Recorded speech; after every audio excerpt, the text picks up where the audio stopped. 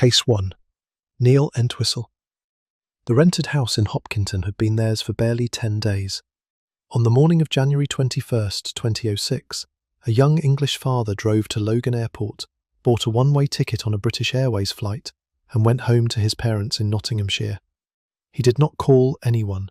He did not lock anything down, and he left something upstairs that 2 separate police searches would somehow manage to miss. To everyone watching from the outside, Neil Entwistle was doing well.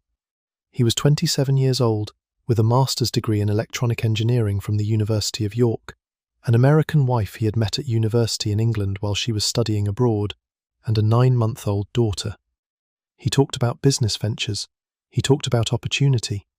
He had moved his family across the Atlantic and settled them into a comfortable house in a quiet Massachusetts town, and the story he told about himself was the story of a man on his way up. Almost none of it was true. Entwistle was more than $30,000 deep in credit card debt. He had been unemployed since the previous September, and he had told his wife he was drawing $10,000 a month from an offshore account that did not exist. He was also under investigation by eBay over fraudulent transactions, selling computer equipment that never arrived. Every month, the gap between the man he presented and the man he actually was grew a little wider, and there was no plan for closing it. His wife Rachel was 27, a teacher, and the daughter of a family that had welcomed him. Her stepfather, Joseph Matarazzo, kept firearms at his home in Carver, and Entwistle knew exactly where they were. On January 20th, Rachel and the baby were killed in the master bedroom. Entwistle then drove to his in-laws' house, returned the weapon to the place he had taken it from, and went home. Sometime in the small hours, he pulled the bedding over them, walked out, and drove to the airport. The bodies lay in that bedroom for 2 days. Friends grew worried when the family missed a dinner and stopped answering the phone. Police entered the house on the evening of January 21st, walked through the rooms, saw nothing that looked like a struggle, and left. The bodies were under a pile of bedding. It was not until a second and far more thorough search on January 22nd that officers pulled back the covers. By then, Entwistle was in England. When Massachusetts State Trooper Robert Manning reached him by phone on January 23rd, Entwistle offered an account that would define the rest of his life. He said he had come home and found his wife and daughter already dead. He said he had thought about ending his own life and could not do it. He said he could not bring himself to use a knife on himself, so he had driven to his in-laws' house to fetch a gun and had then simply gone to the airport instead. He never explained why a grieving husband does not call the police or an ambulance, or anyone at all. The forensics did the explaining for him. The .22 caliber handgun that killed Rachel and the baby belonged to Joseph Matarazzo. It had been taken from his home and returned to his home. Entwistle's DNA was found on the grip. Rachel's DNA was found on the muzzle. Middlesex District Attorney Martha Coakley would later describe how the child had been lying on the bed beside her mother when the shots were fired, and that single detail, more than anything else, is why the case still has the weight it does. An international arrest warrant went out. On February 9, 2006, officers from the Metropolitan Police Extradition Unit took Entwistle at Royal Oak Underground Station in London. He waived extradition and was flown back to the United States on February 15th. His trial opened in Middlesex Superior Court on June 2, 2008. Assistant District Attorney Michael Fabry called more than 40 witnesses. The defence called none, and Entwistle did not testify. Among the most painful moments came from Joseph Matarazzo, the man whose gun had been used, who described being asked how the mother and daughter should be buried. Entwistle wanted them buried together, in each other's arms, because that was the way he had left them. On June 25, 2008, the jury convicted him on 2 counts of first-degree murder. He was sentenced the following day to life in prison without the possibility of parole, and he is held at Old Colony Correctional Center in Bridgewater, Massachusetts. Entwistle has never admitted to any of it. His automatic appeal was rejected in 2012. A later petition to the Massachusetts Supreme Judicial Court failed, and so did an attempt to reach the United States Supreme Court. His parents still insist he is innocent, and still promote the theory the jury heard and rejected, that Rachel killed the baby and then herself. There is a version of Neil Entwistle in which he is a successful man, and a version in which he is a wronged one, and neither has ever survived contact with the evidence. He built a life out of things that were not there, debt disguised as enterprise, a future that existed only in the telling. When that structure finally came down, he did not confess to it. He buried it under a duvet and flew away, and it took 2 days and one determined search to bring it back up. Which raises an uncomfortable question. What happens when a man's false self is not a fantasy of wealth, but a reputation for godliness, and the people he has to convince are not creditors, but a congregation? Case 2. Christopher Coleman. For months, someone had been threatening the Coleman family. Notes left where they would be found, emails full of menace. The husband reported every one of them, and the police took him seriously because he was one of them in every way that mattered. A former Marine, a pastor's son, the head of security for a ministry with a global audience. Then, on the morning of May 5th, 2009, the threats came true while he was at the gym. Christopher Coleman was 32. He worked as the chief of security and personal bodyguard for Joyce Meyer Ministries in Fenton, Missouri, a position that paid well and required him to travel the world with one of the most recognizable figures in American evangelism. He had a wife, Sherry, who was 31, and 2 sons, Garrett, aged 11, and Gavin, aged 9. In Columbia, Illinois, the Colemans were the family that had it all together. The ministry had expectations. Employees were understood to live in accordance with the values they represented, and a public affair would have put the job, and the life it funded, at risk.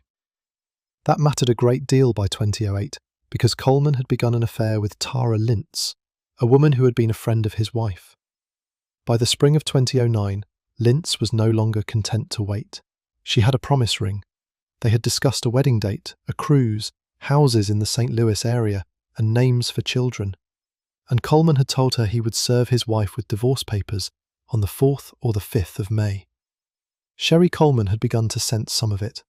5 separate witnesses would later testify to things she had said in those final months about her husband wanting out of the marriage. Whatever she thought she understood about the man she had married, she did not understand what her knowing was worth to him. The threatening messages had begun the previous autumn. They warned the family they were being watched. They said that the sender knew where the boys went to school. Coleman dutifully reported them to his neighbour, Detective Sergeant Justin Barlow of the Columbia Police Department. One arrived in the family mailbox in January. The house had a security system. Coleman himself was a professional in exactly this field, and he was the one raising the alarm. On the morning of May 5th, 2009, he left the house at about 5:45 in the morning and drove to a gym. He phoned home after his workout, got no answer, and called Barlow at 43 minutes past 6 to ask him to check on the family. By 7, Sherry and both boys had been found in their beds. A forensic pathologist would later determine that all 3 had been strangled. Across the walls, in red spray paint, were words accusing the family of having paid for something and telling them that they were being punished and that they were always being watched. It was staged, and it fell apart almost immediately. The paint came first. Investigators traced a can of red spray paint to a purchase in Coleman's name. Then came the emails. The threatening messages that had supposedly come from a dangerous stranger were traced back to Coleman's own laptop, routed through an anonymizing service he had used badly enough that investigators walked the trail straight home. He had been sending menacing letters to himself for months, then handing them to a police officer who lived next door, so that when the day came, there would already be a file with a stranger's name on it. A forensic linguist compared the phrasing in the threats to Coleman's own writing and found the same fingerprints of habit and error. Photographs of Coleman and Lintz, printed with dates from October of 2008, established that the affair had begun months before either of them had admitted. Every piece of the intruder story turned out to have been manufactured by the man who reported it. The trial was held in Waterloo, in Monroe County, in the spring of 2011, before Judge Milton Wharton. It ran 9 days. Tara Lintz testified. Joyce Meyer gave evidence by video deposition and said she might well have dismissed him had she known about the affair. The state built its case brick by circumstantial brick, and after roughly 15 hours of deliberation, the jury convicted Christopher Coleman of 3 counts of first-degree murder. The verdict came on May 5, 2011, 2 years to the day after the killings. Prosecutors had originally sought the death penalty, but Illinois had abolished capital punishment 2 months earlier. Coleman waived his right to a jury for sentencing. On May 9, 2011, Judge Wharton gave him life in prison without the possibility of parole. He is serving that sentence in the custody of the Wisconsin Department of Corrections, moved out of state for his own security, and he continues to insist that he was framed. Sherry and the boys were buried in Chester, Illinois, and later exhumed at her family's request and moved closer to Chicago, away from the Coleman name. What Coleman wanted was a life without his wife in it that cost him nothing. Not his salary, not his standing, not the good opinion of a congregation that believed he was a certain kind of man. So he invented a villain, put words in that villain's mouth, and let the invention do the killing for him. The invention lived on his own hard drive the whole time. There is a version of this crime that is even bolder, not a staged intruder, but a staged victim. A man who shot his own family and then shot himself so that the world would look for the killer in the wrong seat of the car. If you are still here, hit subscribe. It is free, and it is what keeps these investigations coming. Case 3. Christopher Vaughn. Not long after 5:30 on the morning of June 14, 2007, a motorist on a frontage road outside Channahon, Illinois, found a bleeding man staggering away from a parked SUV. He had been shot twice, and neither wound was serious. He said he believed his wife had shot him. Inside the vehicle were his wife and their 3 children, and the story he told about that car would take 5 years to take apart. Christopher Vaughn was 32, and he lived in Oswego with his wife Kimberly, who was 34, and their children, Abigail, 12, Cassandra, 11, and Blake, 8. He was a private investigator who specialized in computer security and cybercrime work. To the neighbors, he was an ordinary suburban father. He had a house, a marriage, and a routine. Kimberly Vaughn had just earned a college degree in criminal justice administration. She had, by every account of the people who knew her, no history of violence, no diagnosis, and no crisis. That would matter enormously later, because her husband would eventually ask a jury to believe she had killed her own children in a parked vehicle at dawn. He also had another life entirely, and he wanted out of the first one. Vaughn had become fixated on disappearing into the wilderness of northern Canada. He had corresponded with a contact in Ottawa about living off-grid. He travelled to the Yukon in May of 2007, a few weeks before the killings, to look at the country he had been dreaming about. He stockpiled camping gear. He spent thousands of dollars in nightclubs in the weeks before the killings, and he told a woman who worked in one of them that he intended to leave his wife and move north. A divorce would have cost him the children, the house, and half of everything. Vanishing would have cost him nothing, provided there was nobody left to look for him. The family set out that morning ostensibly for a water park near Springfield. It was a treat, an early start to a summer trip. Vaughn pulled off Interstate 55 onto a frontage road, claiming the vehicle needed checking. Prosecutors would argue that he got out, circled the vehicle, reached in through the passenger window, and shot Kimberly where she sat. Then he reached across her body and killed the 3 children behind her. He shot himself twice, in the leg and the arm, both survivable, both consistent with a man trying to look like a victim, and he walked away from the vehicle to be found. His first account was that he could not remember, but within days it hardened into a claim that Kimberly had killed the children and then herself, and that he was the sole survivor of a mother's breakdown. The wounds he had given himself were the tell. A man shot at close range by a person in the driver's seat does not walk away with 2 clean, survivable wounds in exactly the places a right-handed man can reach comfortably. Neither injury threatened his life. Both were exactly the sort of thing that photographs well from a hospital bed. Forensic reconstruction dismantled that. Blood evidence showed Vaughn had moved across Kimberly's body after she was already dead, which is not something a man does while being shot by her. The trajectory of the shots that killed the children came from outside the passenger window, from the position Vaughn occupied, not from where Kimberly sat. All 4 were killed with the same pistol. The trial ran in Will County before Judge Daniel Rozak and lasted more than 5 weeks. The defense called a bloodstain expert who was forced to concede on the stand that the central premise of Vaughn's story did not hold together. On September 20th, 2012, the jury went out and came back in 50 minutes. At sentencing in November, Kimberly's mother told the court that if he had not wanted his family, divorce was always the first option, and that all of this tragedy happened because one person could not simply walk away. Her identical twin sister spoke too. Rozak handed down 4 consecutive terms of natural life without parole and said from the bench that he was frustrated by a state law that left him nothing harsher to give. State's Attorney James Glasgow put it more simply outside the courtroom. There is no punishment, he said, that fits this crime. Vaughan is held at Pinckneyville Correctional Centre. It is worth saying plainly that this case has never fully closed in the public mind. An organisation called Investigating Innocence, co-founded by Bill Clutter, has taken up Vaughan's cause, and a crime scene investigator named Robert Deal argues that the bullet trajectories point back at Kimberly. A podcast and a daytime television episode have given that theory a national audience. Every court that has examined it has upheld the conviction, and the defence's own expert undercut it in front of the jury.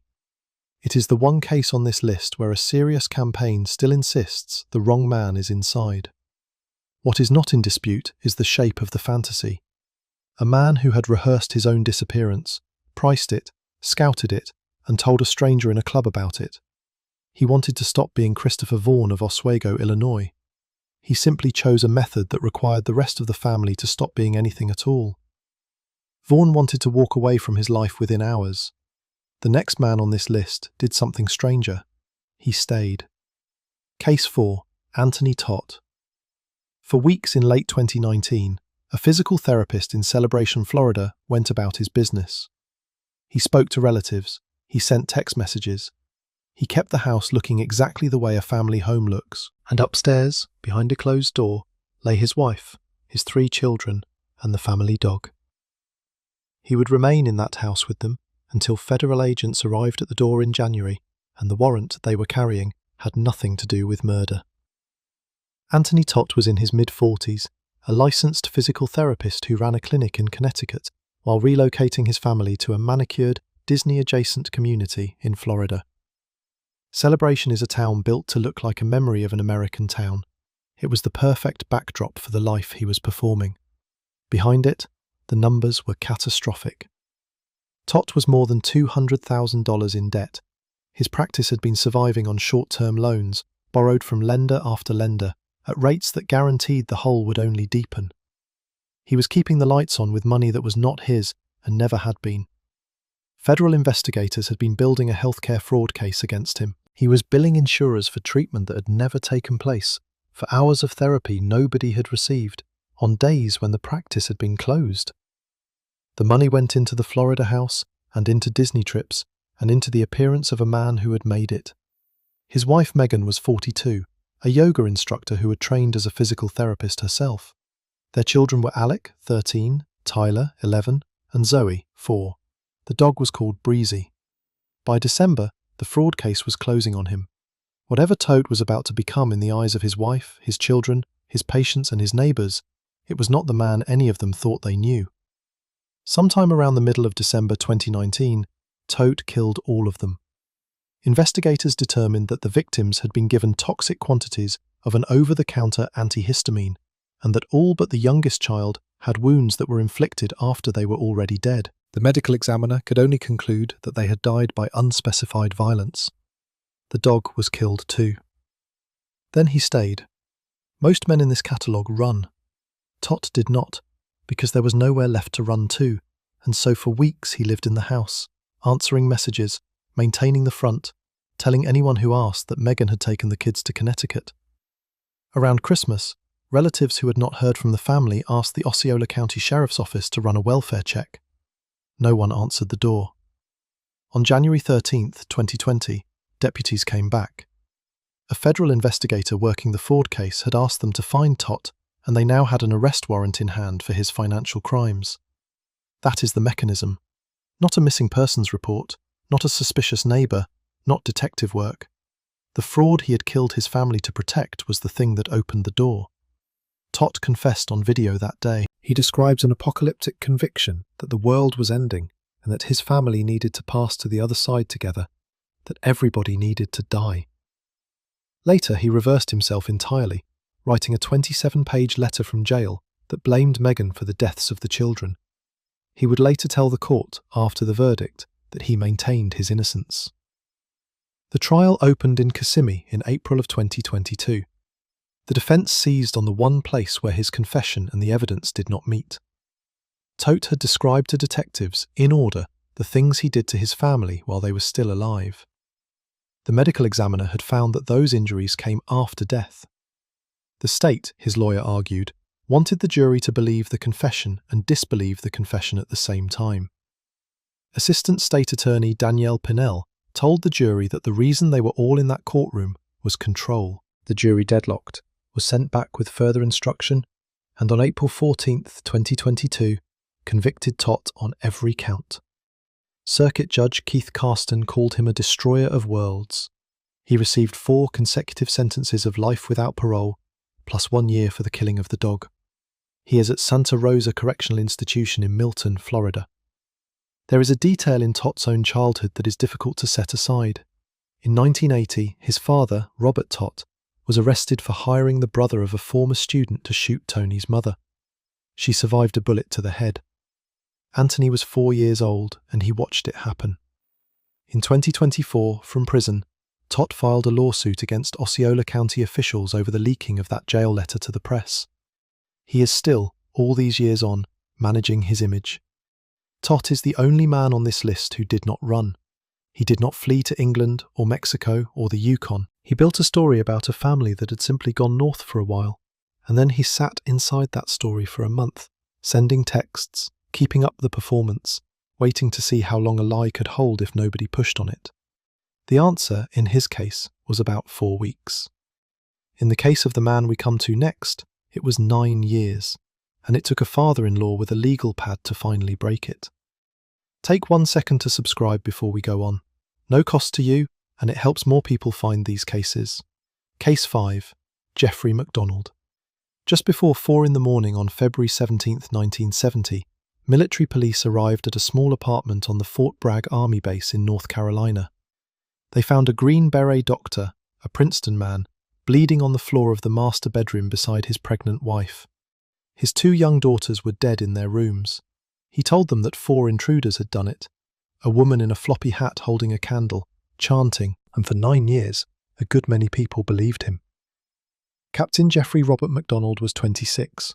He was a physician with the Special Forces, a former Princeton student, a man with no criminal record and a photogenic family. His wife Colette was 26 and pregnant with their 3rd child. Kimberly was 5, Kristen was 2. MacDonald's account was specific.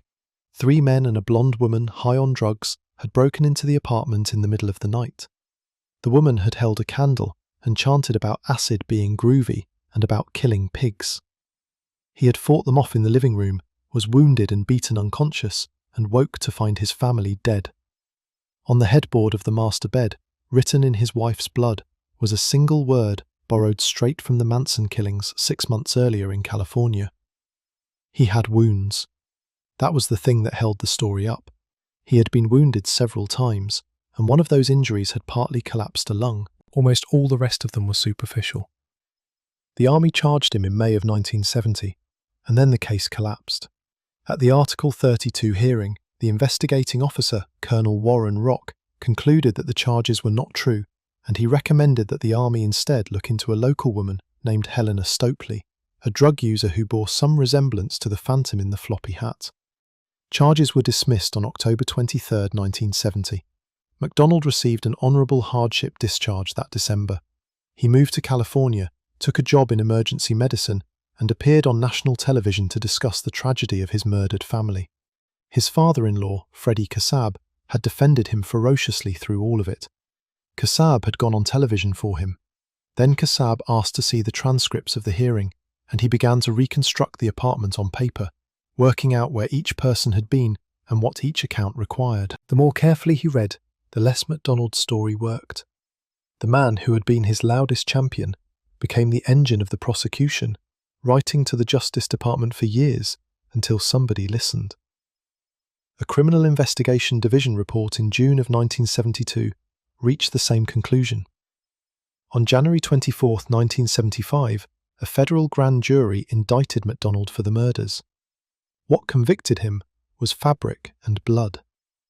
MacDonald's blue pajama top had 48 smooth cylindrical holes in it, holes made by an ice pick. FBI analyst Paul Stombaugh demonstrated that if the garment was folded the way it was found lying on Colette's chest, 21 thrusts would produce all 48 holes, and Colette had been struck 21 times with that same weapon. A pajama top used to fend off a moving attacker does not produce clean, stationary punctures. Fibres from that pajama top were found in the bedrooms, underneath the bodies, and not one was found in the living room, where MacDonald said the struggle had taken place. Each member of the family happened to have a different blood type, and by mapping those 4 types through the apartment, investigators traced movements that made his story impossible. The trial began in Raleigh on July 16, 1979, in United States District Court before Judge Franklin Dupree, Jr.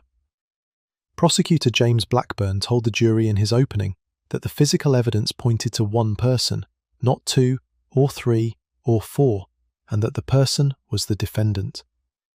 On August 29th, after roughly 6.5 hours, the jury convicted MacDonald of first-degree murder in the death of Kristen and second-degree murder in the deaths of Colette and Kimberly. Judge Dupree imposed 3 consecutive life sentences the same day. Nothing about it has ever settled. Joe McGinnis wrote Fatal Vision, which became a miniseries. Errol Morris wrote a book arguing the case against the case. MacDonald has spent more than 45 years filing appeals, habeas petitions, and DNA motions, and every one of them has failed. The Fourth Circuit refused him a new trial in 2018.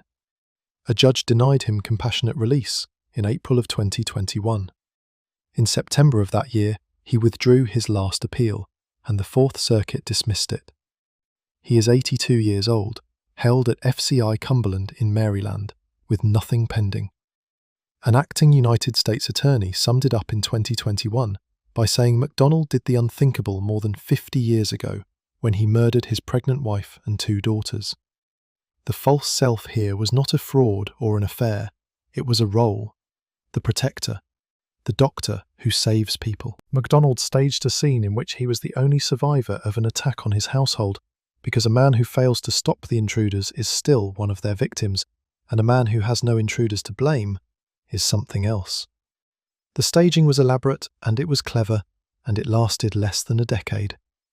The next man built a false self out of money he never had, and when the bills came due, he did not stage a scene, he staged a departure. Case 6. Christian Longo. 6 days before Christmas in 2001, a small body surfaced in a coastal slough on the Oregon shore. Within 9 days, investigators had recovered an entire family from 2 separate stretches of water, and the man who put them there was on his way to Mexico, where he would introduce himself to everyone he met as a writer for the New York Times. Christian Michael Longo was 27 years old. He had grown up a Jehovah's Witness in Michigan, married young, and been disfellowshipped from the faith for dishonesty, which is a mild way of saying that lying had been the organizing principle of his adult life. He forged checks. He passed counterfeit ones. He stole a minivan from a dealership and drove it for months. He used credit that was not his and lifted money from an employer. What he told people was different. Longo talked about an internet business, about construction contracts, about money coming in. He took his family on expensive holidays. In reality, he was working shifts at a Starbucks in Newport, Oregon, and the family was living in an expensive waterfront apartment they could no longer pay for. His wife, Mary Jane, was 34. Their children were Zachary, 4, Sadie, 3, and Madison, 2. By the middle of December, the collapse was no longer theoretical. The money was gone. The frauds were surfacing. Longo was days away from being fully and publicly known. Between the 16th and 18th of December 2001, he killed all 4 of them. Mary Jane and the youngest child, Madison, were killed inside the apartment, packed into suitcases weighted with rocks, and dropped into Yaquina Bay near the Embarcadero Marina. Zachary and Sadie were killed the same night, and their bodies went into the water near Lint Slough, a backwater of the Alsea estuary. The medical examiner was never able to say precisely how the two older children died, and that is where this account is going to leave it. Then he went about the business of explaining their absence. He told people Mary Jane had taken the children and left him, because a man whose wife has walked out is a role with a script everyone already knows. However well he played it, the water was not going to cooperate. The water gave them back within days. On December 19th, the body of the little boy surfaced in Lint Slough. Divers recovered his sister 3 days later. On December 27th, divers raised 2 suitcases from Yaquina Bay, yards from the family's own apartment. Identifying them took almost no time. Police circulated the children's photographs, and the family's own babysitter in Newport recognised them immediately. From there, the police had a name, an address, and a husband who had already gone. Longo had been telling co-workers that Mary Jane had been having an affair and had taken the children back to Michigan. He had not accounted for how quickly the Oregon coast returns what is put into it. What gave him away was smaller than any of that. Before he left the country, Longo spent a few days in San Francisco and applied for a job at a Starbucks there. On the application, he listed the Newport Starbucks as a reference. When the San Francisco manager rang Newport to check, the staff who took the call rang the police. By then, Longo was crossing into Mexico. He settled among the travellers on the Caribbean coast and introduced himself as Michael Finkel, a real journalist who really did write for the New York Times and who had never met him. Longo had read Finkel's work. He wore the identity like a coat. On the 27th of December, a tourist at a Cancun hotel recognized him from a news broadcast, and in January, he was added to the FBI list of the 10 most wanted fugitives in America. He was arrested near Tulum on January 13, 2002, and flown into United States custody the following day. The false identity that was supposed to make him invisible was the map that led to his door. His trial was held in Lincoln County, Oregon in 2003. Longo pleaded guilty to killing Mary Jane and Madison, and not guilty to killing the 2 older children. He took the stand and told the jury that Mary Jane had killed Zachary and Sadie, and that he had killed her and then Madison in the aftermath. He was asking 12 strangers to believe that a mother had killed her own children, and that his response had been to kill the survivors and fly to Mexico under a stolen name. The jury took 4 hours and 20 minutes. 9 days later, the same jury sentenced him to death.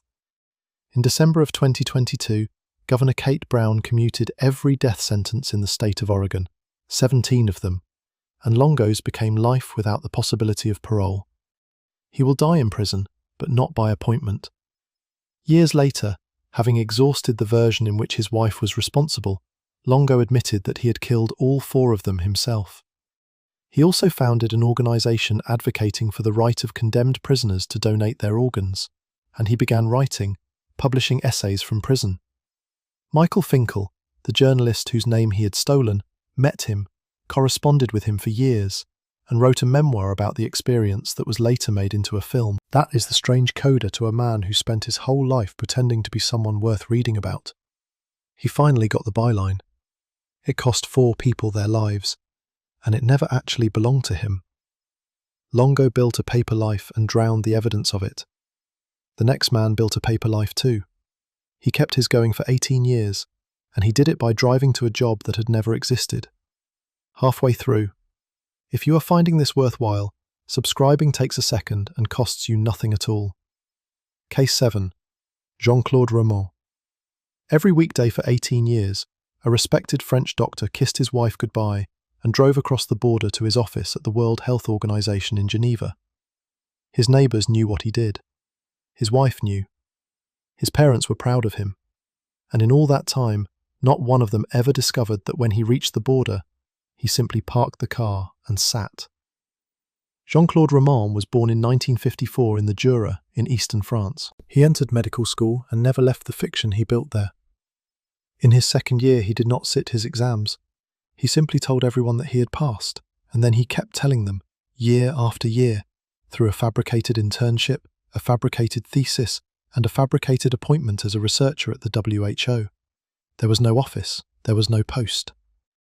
Ramond spent his working days in parking lots, in forest laybys, and in the lobbies and rooms of airport hotels, reading medical journals so that his dinner table conversation would hold up. He collected WHO brochures from the visitor desk. When he needed to explain a trip, He invented conferences. When people asked for medical advice, he gave it. The money came from the people who loved him. Roman told his relatives and his in-laws that he could invest their savings in Swiss accounts at rates unavailable in France, and they gave him everything. He took roughly 900,000 francs from a former mistress, Chantal Delalande, on the same promise. What arrived in the household was not returns, but principal. Other people's principal, recycled to look like a salary. For 18 years he lived on a fraud that had to keep growing to stay still. His wife Florence had no idea. Their children, Caroline, aged 7, and Antoine, aged 5, had no idea. His parents, Aimée and Anne-Marie, had no idea either, and they had been proud of him for 18 years. In December of 1992, the first crack appeared. The president of a school board tried to reach Roman at the WHO and found no listing for him in the internal directory. It was a small thing. He mentioned it, in passing, to Florence. At the same time, the money was running out. Delalande wanted hers back. Relatives were asking questions. The whole structure was going to come down within weeks, and everyone Roman had spent his life deceiving was about to learn who he actually was. He borrowed a small caliber rifle from his father. On January 6, 1993, he bought a silencer for it. On January 8th, he bought canisters of gasoline and asked the shop to gift wrap them. On the night of January 9th, he killed Florence in the bed they shared.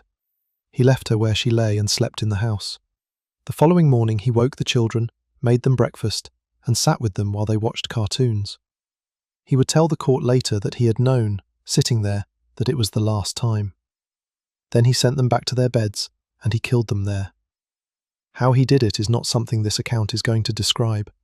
He drove to Clairvaux-les-Lacs, had lunch with his parents, and shot them both, along with the family dog. That evening he went to see Chantal Delalande, drove her out of town, sprayed tear gas into her eyes and attacked her with an electric shock device. She begged him for her life. He stopped, apologized to her, and asked her to say nothing about his madness. Then he went back to his own house, doused it in gasoline, swallowed a handful of pills, and lay down beside his wife before setting the place alight. The overdose failed. The firefighters reached him before the fire did. He woke in a hospital bed, and the entire 18 years came apart in a single afternoon. There were no WHO employment records. There was no medical qualification. There was no thesis, no internship, no license, nothing. The doctor did not exist and never had. In his car, investigators found a note. A trivial accident and an injustice, he had written, can cause madness. They also revisited the death of Roman's father-in-law, Pierre Collet, who had died after a fall down a staircase in 1988, days after asking Roman to return part of an investment.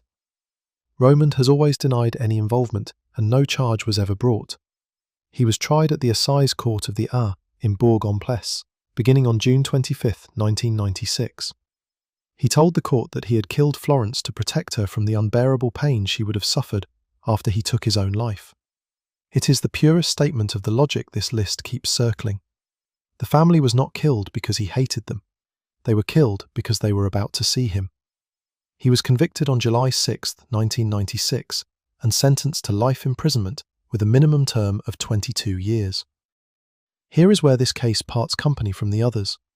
In April of 2019, an appeals court in Bourges granted Roman conditional release. He walked out on June 28, 2019, after roughly 26 years, and went to live at a Benedictine abbey. He wore an electronic tag for 2 years and was required to live in an area approved by the court. Jean-Claude Roman is a free man living quietly somewhere in the middle of France, and the only people who cannot object to it are the 5 he killed. The writer Emmanuel Carrère spent years corresponding with him and produced a book about the case that became a film. It is called The Adversary, and it is about a man who was nobody and who killed 5 people rather than let anyone find out. The next case has no ambiguity, no appeal, and no philosophy. Just a man, a bat bought for less than £2, and a family holiday that was never booked. Case 8. John List. In November of 1971, a man in a 19-room mansion in Westfield, New Jersey, killed his mother, his wife, and his 3 children, laid most of them out on sleeping bags in the ballroom, put organ music on the intercom, and turned on every light in the house. Then he cancelled the milk, he cancelled the newspaper, he stopped the mail, and he walked out into a new name that would hold for almost 18 years. John Emil List was 46.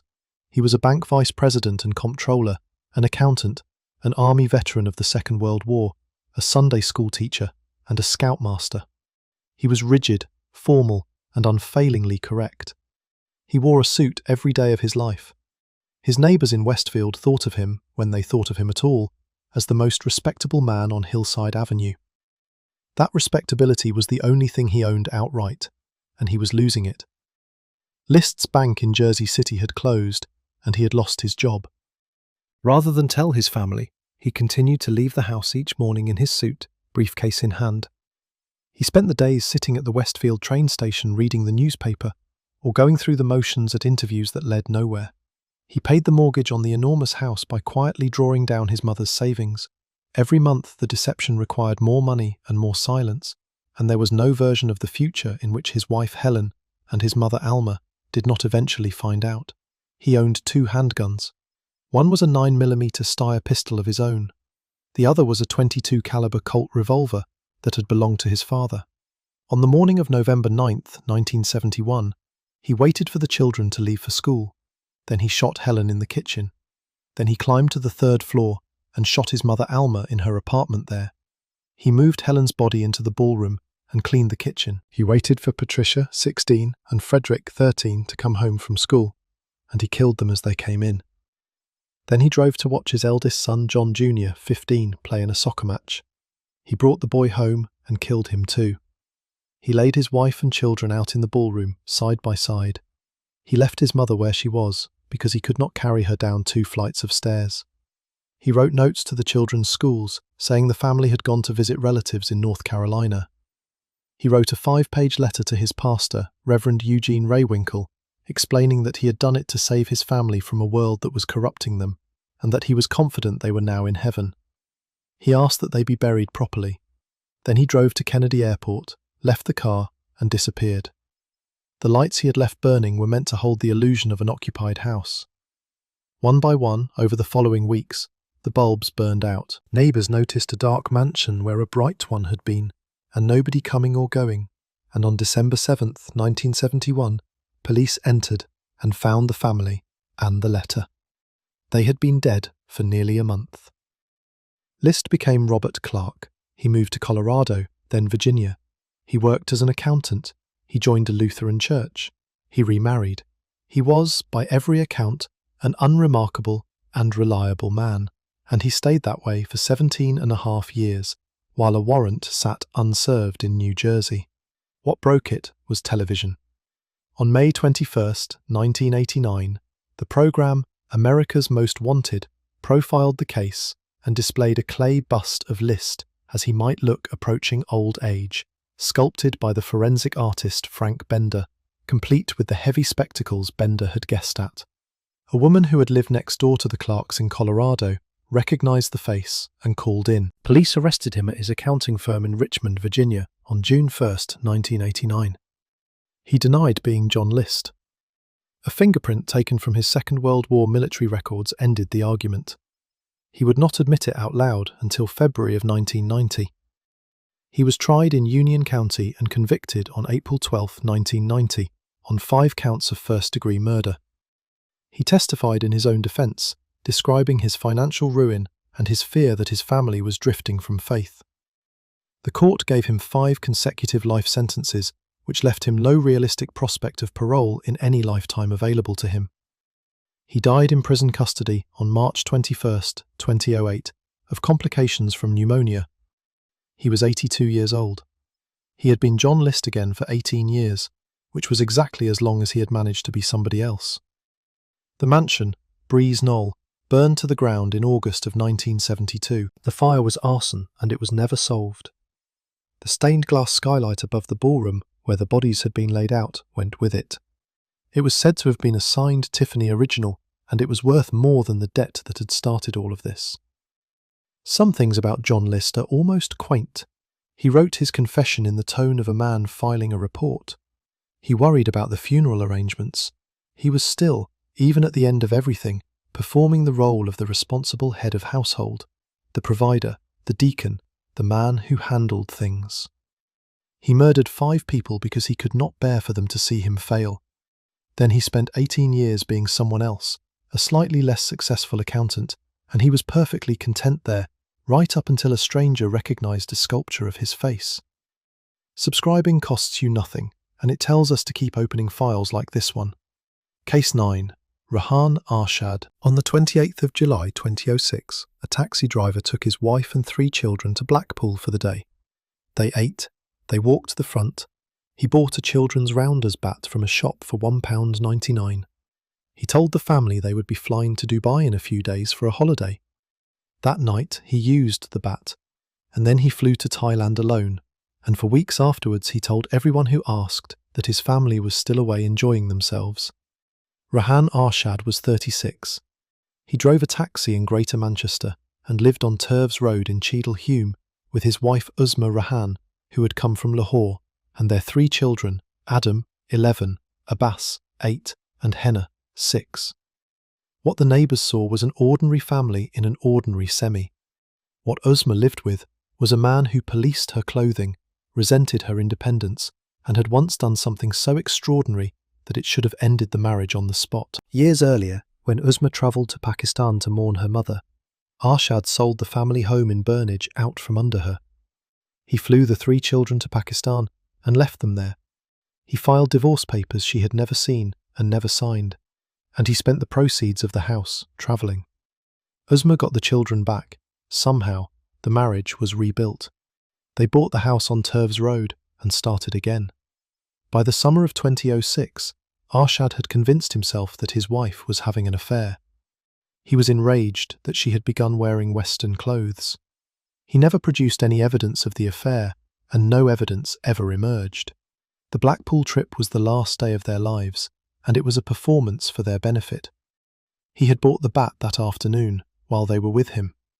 That night the couple argued, and after the children were asleep, he killed Uzma in the bedroom. She fought. The post-mortem recorded 23 separate injuries. Then he went upstairs, and he carried each sleeping child down to the lounge, one at a time, and killed them, and covered each of them where they lay.